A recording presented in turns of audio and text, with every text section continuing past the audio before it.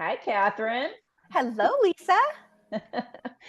Welcome to those of you who are listening. I'm Lisa Neller with my Golden Life podcast. And today I have a guest, and her name is Catherine Pierce.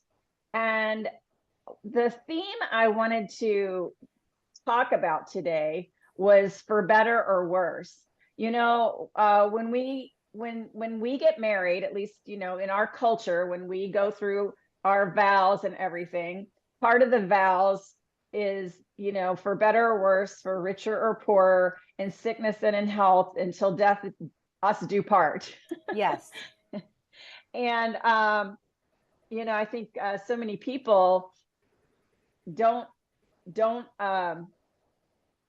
align with that or follow that or believe, really and truly believe that. But hmm I but I think you do, Catherine. Yes, I definitely do. And so I'll just give a little background. So you and I met because you and your husband Tab have a networking company, an organization called Networked Live, which you purchased a couple of years ago from another owner that had a different name. And so that's where we met. I met you at your events and we became friends, and we're doing some masterminding together and we're just having a ball. And Yes, we are. yeah. And so I wanted to interview you because you and Tab have a fascinating story. And I always, you know how they say behind every successful man is an amazing woman. Yes. And yeah, and that is so true. And to me, so you're that amazing woman. Thank And you. yeah, and I want people to hear your story, and I want people to hear how you survived a really big challenge in your life and your marriage. And so what I'm going to ask you to do is just start with your story of, I mean, you and Tab have been married a long time. I don't know, how many years has it been now? It'll be 37 years in August. 37 years. Yes. And we'll be married 37 years in July. Oh, So congratulations. yeah, congratulations to you too. That's amazing. I didn't know we were that close. I didn't either. Wow. And you have a few kids, yes? Maybe We have four? four. Yes. Okay. Four adult kids. Okay. So, all right, go ahead and give us your story. Tell us the big the big thing that happened. Okay. So when Tab and I got married, excuse me, I wanted to be a stay-at-home mom once we had kids. And so as soon as we had kids, like before we were even at our 2-year anniversary. And so I stayed home with the kids and raised them and did, all the things that I needed to do, took care of the household. And Tab's role really was to provide for our family. And it was very traditional. I don't know that there are very many people that do that nowadays or can even do that nowadays, um, but that's what I wanted to do. And so he started his cybersecurity company, I think it was 14 years ago. And things were going along fine. He was experiencing a lot of growth. And basically, to make a long story short, he uh, found himself and the company, well, us personally, $1 million in debt. He wasn't paying attention to what was going on in his company, and just a whole cascade of events. So he came home from work early one day. I can totally just picture it in my mind, him coming down the driveway and just looking like white as a ghost. And I, came inside with him and asked him what was going on. And he's like, we are screwed. We're $1 million in debt. 250,000 of that is to the IRS. And I don't know how we're going to get out of it, how we're going to get out of this. And so it was like really a punch in the gut to me, because I had no idea. I actually did like he was doing with his business. I didn't pay attention to the finances. He took care of all that stuff. And so that was one lesson, was that I needed to be involved in what was going on and not just leave that to him to take care of.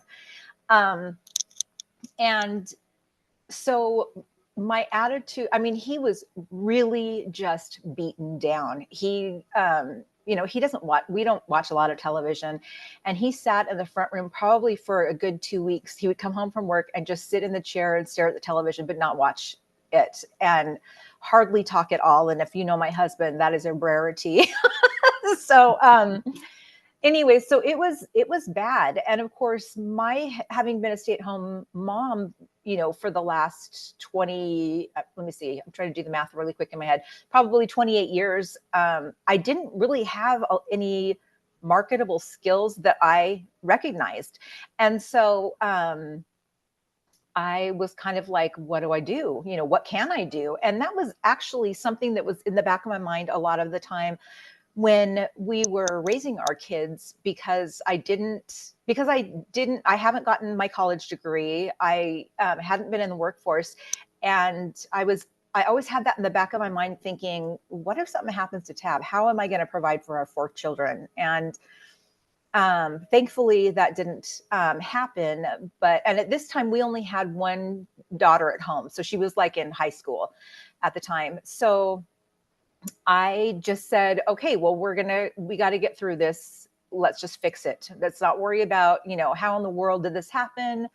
It's not going to do any good. And, you know, in my mind, I'm going through all these scenarios. Not that I'm one to really like point the finger and place blame anyway, but it's just, it happened. There's nothing we can do to reverse it at this point. This is a situation. Let's deal with it. And that's how I handled it. And so we were both driving Uber. He would come home from work, excuse me, with his company. And a lot of people suggested he should declare bankruptcy. Well, that's all well and good, but the IRS doesn't forgive your tax debt. So the best way he had of paying back that tax debt was to keep his company going. So, you know, he really slimmed down and, you know, just kind of operated on a shoestring. He brilliantly came up with it, and I honestly mean brilliantly, but he came up with a plan. He basically reverse engineered what he needed to do to get us out of the $1 million in debt. And that went from, you know, a 2-year plan down to 1 year, down to the month, down to the week, down to the day. And he used it as a system. And I think at the time it was probably a Google spreadsheet that he had created, but he knew down to the hour what he should be doing in order to make this goal of getting all the debt paid off by that time he needed to. And part of the debt was to a hard money lender. And if you've never dealt with a hard money lender, they're as awful as they sound. they were, because he got behind on his payments, they were calling his mom and trying to get a hold of him through her. They were calling, I think they called one of our kids. And so just a lot of harassment. They would call him at work and say, we're going to have the police with us when we come to your office this afternoon. So just, you know, be prepared. And of course they would never show up, but Tab didn't know that. And so it was a lot of me trying to support him and be the strength that he wasn't at that time. And you know, that's what we do in marriage. There's times when I haven't been strong and I've been going through something and he's been the rock for me. And so we've never been one like to keep score of, you know, of anything. And I knew that this is what I should be doing. The thought had never crossed my mind, oh, we should get a divorce. You know, I mean, what good would that have done? I adore my husband. He adores me. We have a great relationship, and splitting up is only going to make things worse, right? And like I said, that wasn't even an option. Because when we got married for, you know, forever. This is who I'm committed to spending my life with. And so we both did everything we could. We, you know, drove Uber. I drove Uber usually on the like weeknights, or no, I'm sorry, during the day on the weekends, because I didn't want to have to deal with anybody being drunk or anything like that. And he would come home from work, grab something to eat, and then go out and drive Uber for a few hours. And it was really, really rough, and not rough so much on our marriage between the two of us. I think it brought us closer together, but it was it was just rough emotionally. And I tried, and I don't know if this is, I'm sure it's not healthy, but I don't know if it's good or not, but I didn't have anybody that I could really confide in at the time, or tell anybody about, what was going on with the business and things like that. And so I did a lot of journaling, but I wanted to be there for him. And so I would try. I mean, I'd have my moments where I would just be like, oh my gosh, are we ever going to get through this? But really, for the most part, I wanted to be strong for him, and just keep reassuring him that, we can get through this. This is going to, it might take a couple of years, but everything's going to be fine. And I really did believe, I mean, God told me in my heart everything was going to be fine. That didn't mean it was going to be easy, but but it did mean Right. that it's going to be fine. And so we worked together to get that debt paid off. By the time I was also taking care of my mother-in-law at the time, and then in 2018, this happened about 2016-ish. By 2018, she had passed. And so I had the opportunity to either stay at home or, do whatever I wanted to. I was kind of at a turning point in my own life, and I decided that I wanted to have a career. But of course, didn't have any education, didn't have any experience. But because Tab was in cybersecurity, I knew that if I did something cybersecurity related, I'd be able to lean on him a little bit. And so I was able to start working for a cybersecurity recruiting firm. And basically, we were third-party recruiters. And then within a few months, the owner wanted out and wanted to find a buyer. So I made arrangements and bought the company. And then I ran that company for a good 5 years or so. And in the meantime, we decided to come down here, and we moved down here because we absolutely love the sun and could not stand the rain and the gray up there anymore. And so we had bought our house down here, but then within a few months, Gelly, who had owned the organization previously, had reached out to Tab and said, can you help me find a buyer for this business? Because I'm just done, and she had been doing it for 14 years and it was, fantastic. And so Tab came to me and said, I think I want to buy this business and be able to use it to help, build up professionals and entrepreneurs, and really give them, a community and a platform to grow personally and professionally. And so I said, okay, I'll do it too. And I did not know anything. I mean, I knew a little bit about networking because of recruiting, but I had never gone to networking events or anything like that. And that was really stepping outside of my comfort zone for me. And but now, of course, because we do them every month, I absolutely love it. And I've met so many fantastic people like you through that process. And we just, like, when I was taking care of Tab's mom, of course he was there too, and taking care of it, taking care of her and helping me, to support me. But it was something that we both did together. We both tackled it. We both, had our moments where we were like, this totally sucks. And is it ever going to get over?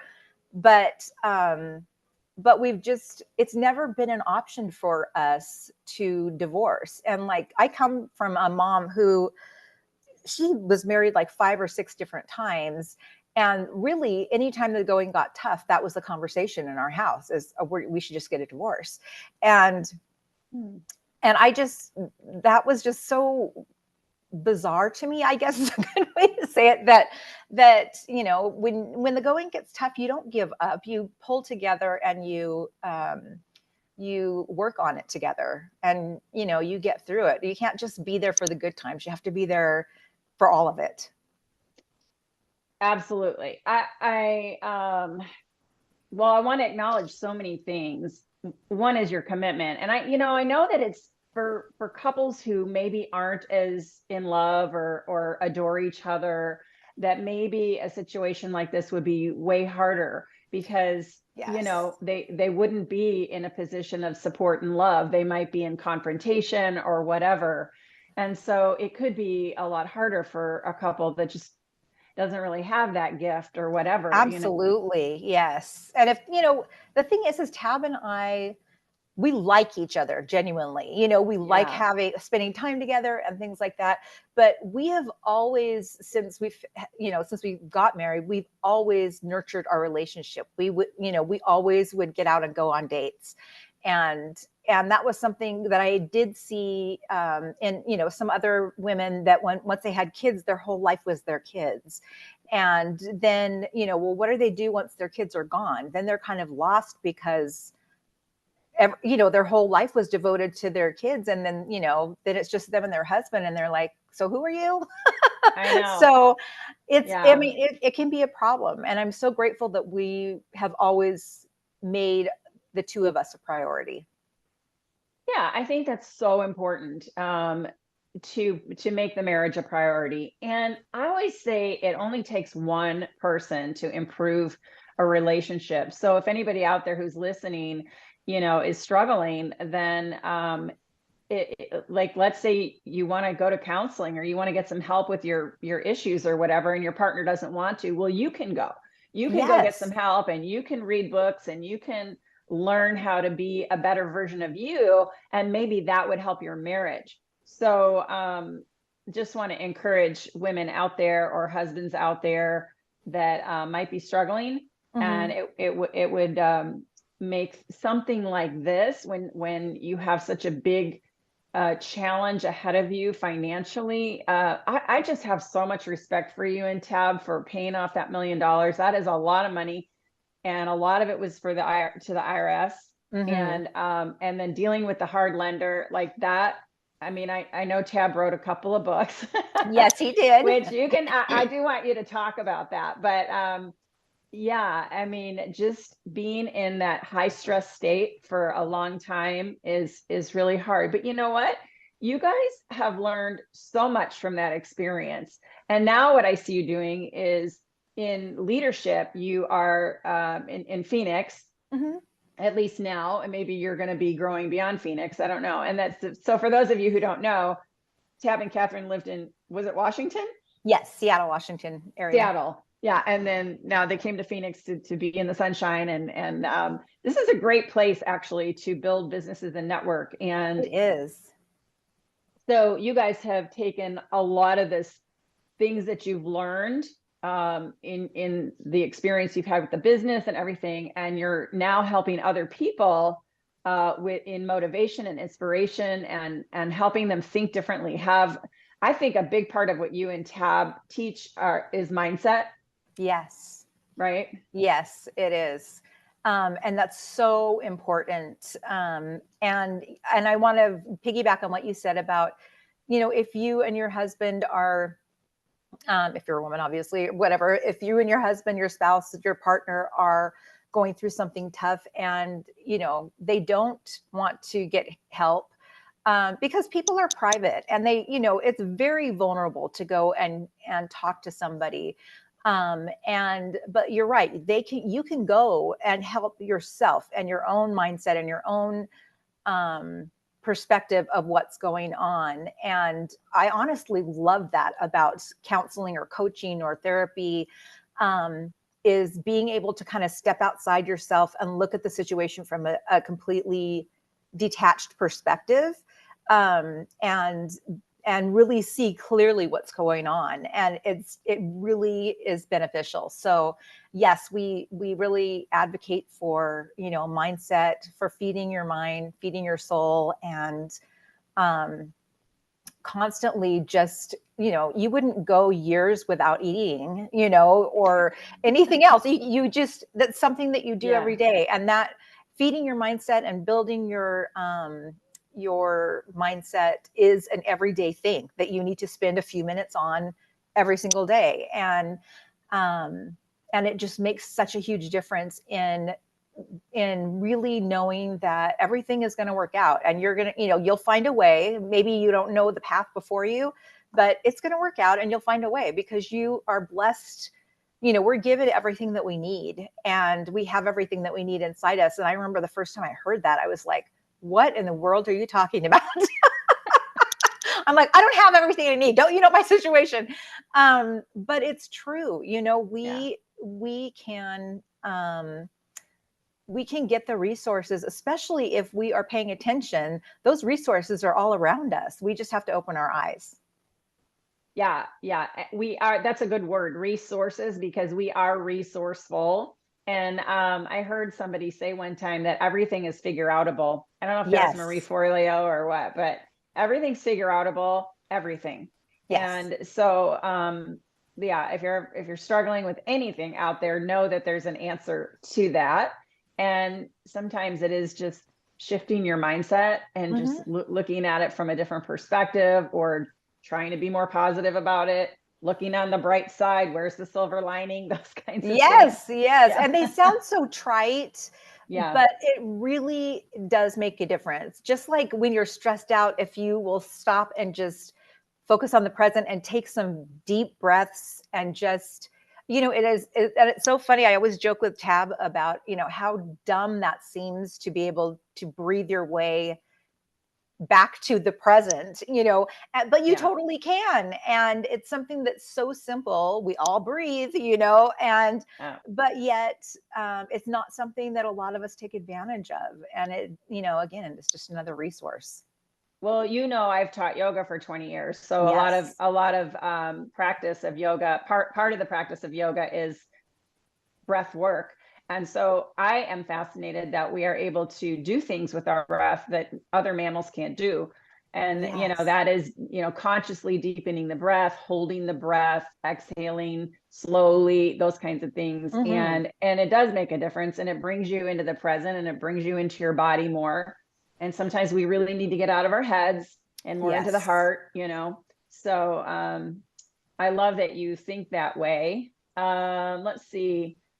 I wanted to know if there is something you believe about marriage or the institution of marriage that you think would benefit others. And we talked about this a little bit. I just wonder if you have anything else you want to share.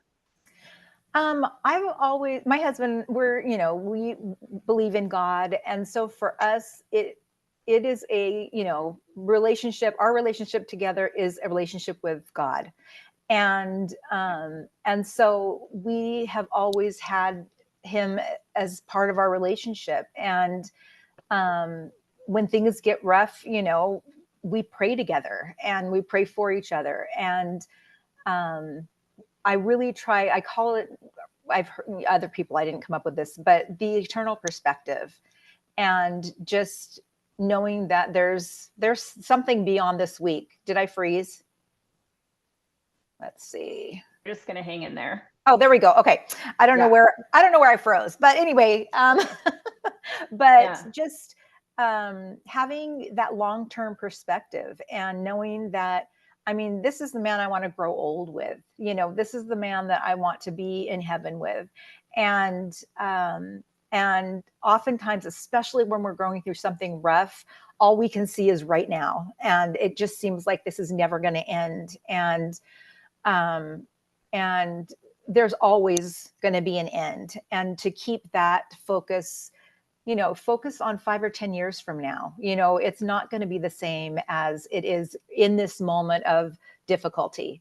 So, especially if you're working together. So that would just be my thing is, when you enter your relationship, or if you're already in a relationship, be committed, be all in, and know that, there's going to be some years or some months that are going to suck. And you may be thinking, do I really have to live like this for the rest of my life? Or whatever, where somebody's struggling. And yes, you do. You made that commitment, stick with it.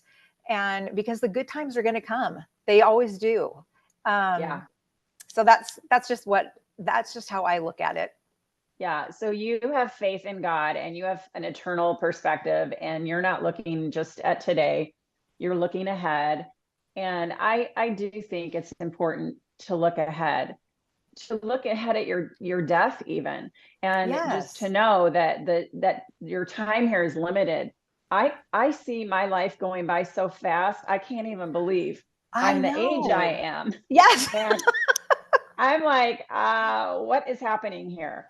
So, and that's with a happy life, Right. because if you're happy, it tends to go kind of quickly. If you're Yes. unhappy, it might feel like it's dragging. But Right. I like to encourage people and women in particular to look ahead 5, 10, 20, 30 years and really see what lies ahead for you. So many women today and men are living alone now because they've chosen to get divorced after 30 years of marriage or whatever. And, I would say, listen, if you're terribly unhappy, don't stay in it another 10 Right. years, Yes, yes. If for there's an God's abuse sakes. situation, yeah, if there's, if you're being mistreated, by all means, you don't stay in the situation.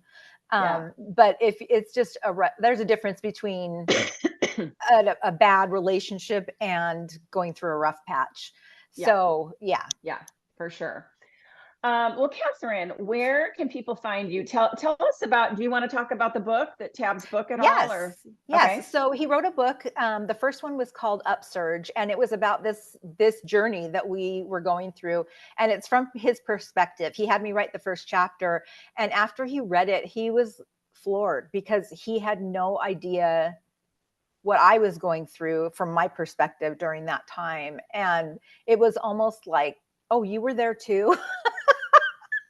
And we joke about it, but because he was just so weighed down, and in, because he was responsible for employees and our family and just all of the things. And then he wrote a follow-up book to it called Outlast Everything, and that was just released at the end of February, I believe. And people can get them on Amazon, or I think there's Kindle versions. I don't know if Outlast Everything is not on Audible yet, but the other one is. And people can find those obviously at those, Amazon's, that type of a thing. But you can also go to networkedlive.com. So it's like past tense, networked live.